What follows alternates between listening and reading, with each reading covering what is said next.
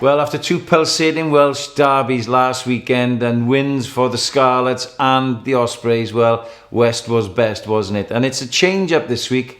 My previews are all about the European competitions as the Pro12 takes a little bit of a break.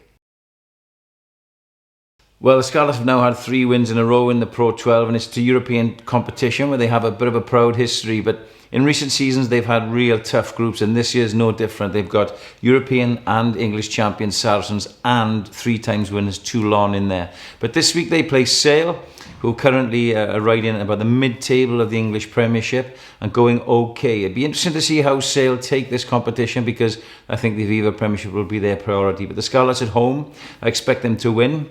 And who to look out for? Well, there's 2 former Scarlets in the Sale Sharks midst. Mike Phillips, of course, the former scrum half of Llanelli and the Scarlets.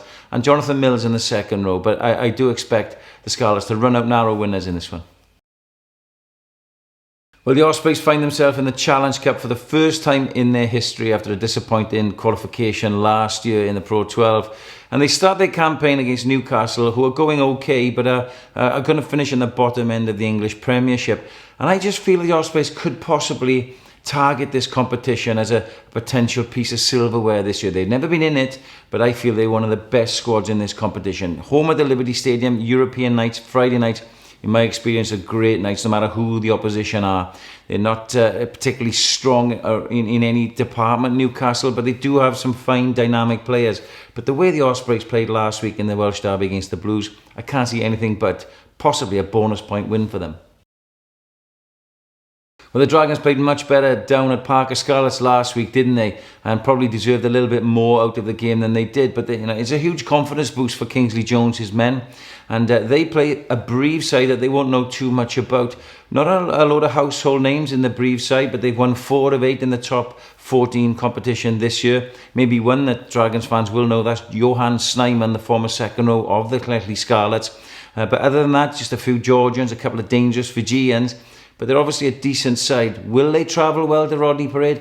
Well, let's hope not. But I just think off last week's performance, the Dragons might just get a win here. Well, 2 sides are really in the doldrums in recent weeks. My ex-club, Bristol, obviously haven't had a win at all in the Aviva Premiership this year, riding at the bottom. And the Blues now off the back of yet another defeat, having started the season so well. They're on a bit of a downward spiral. So I would imagine both sides will go for strong sides at Ashton Gate this Friday.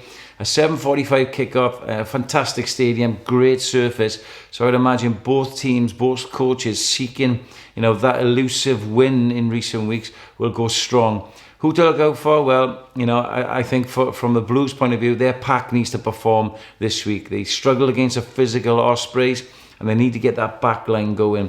As for Bristol, a couple of old Welsh stalwarts in there. We may see Ian Evans in the second row. Watch out for Ryan Edwards, a young Welshman on the wing. But again, I just think this could be a real tight affair. But I'm actually going to go for a Blues narrow win.